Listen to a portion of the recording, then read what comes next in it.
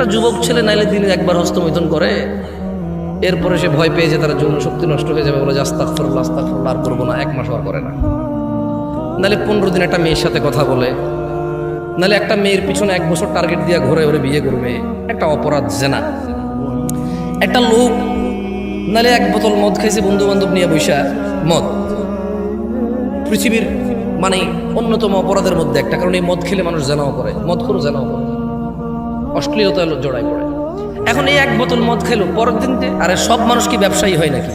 এই এলাকার পোলাপানে সিগারেট খায়, খুঁজা খায়, আমি জানি এরকম বহুত পোলাপান আছে, দোস্ত একটা দিই, তার কাছে টাকা নাই একটা সিগারেট খাওয়ার, তো তাহলে কয় প্যাকেট সিগারেট খাই দিবি? তো আমি তখন যখন ওই যে আরো ছোট ছিলাম, আমি সৌদি আরবে ছিলাম তখন, তো সৌদি আরবের পোলাপানের যে আমার বন্ধু বান্ধব তাদের অপরাধ, সৌদি পোলাপানে আর আমি কি সমান?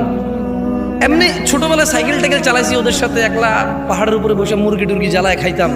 তো এদের অপরাধের মধ্যে দেখতাম যে গান শুনে 2-4টা গালাগালি করে, মাঝে মধ্যে 1-2টা সিগারেট খায়,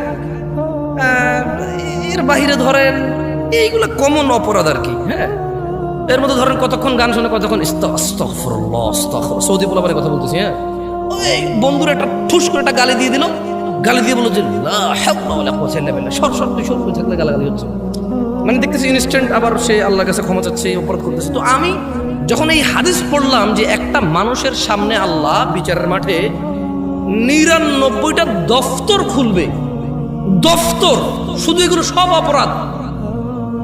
তখন আমি চিন্তা করলাম, আচ্ছা এই সব অপরাধ একটা লোক 60 বছর বাঁচে, এত দফতর হবে কিভাবে? ছোট মানুষ না? যেমন আপনি ছোটবেলায় মনে আছে কিনা, আপনার আম্মা আপনাকে গল্প শোনাইতো, তুই যে আম্মুর কথা শুনোস না, আম্মু মরে গেলে তোরা আরেক বিবাহ করলে, সৎমা আসলে কথা না শুনলে তখন কি করবি, এরকম শুনাইছে না? আপনি তখন চিন্তা করতেন যে আইরি আমি ওই যে ড্যাঙ্গার ভিতরে বাগানে পায়খানা করতে যাবো কিভাবে, জিনভূত আছে আমার আম্মা মরে গেলে, কার নিয়ে ঘুমাবো, এরকম চিন্তা করে নাই কেউ এখানে? আমার আম্মা যখন আমাকে এরকম শুনাইতো, আমি চিন্তা করতাম আম্মা মরে গেলে আবার কার সাথে ঘুমাবো? ছোট ছিলাম তো, সত্যি বলছি, আপনাদের এরকম হয় নাই? হয় নাই এরকম আপনাদের? তো ওই ছোট মানুষ তো ছোট চিন্তা। এখন কি আর কেউ এরকম মনে করে মা মরে গেলে কার সাথে থাকবে, কাকে মা ডাকবে? কেউ মনে করে না, কেউ এরকম ফিল করে না তার মা বাপকে। একটু যখন নিজে নিজে খেতে পারে, নিজে নিজে হাঁটতে পারে, 4টা বন্ধু আছে, 5টা বান্ধবী আছে, চাকরি আছে, ব্যবসা আছে, বাণিজ্য আছে, টাকা আছে, বউ আছে, ছেলে মেয়ে আছে, এখন আর কেউ মা বাপ মরে গেলে কি আর বাঁচলেই? ছোটবেলা যে ফিলিংস ছিল, আমার আম্মা মরে গেলে আবার কার সাথে থাকবো, ওই ফিলিংসটা মানুষ হারাই ফেলে। তো আমিও ছোটবেলা চিন্তা করলাম যে 99টা দফতর কিভাবে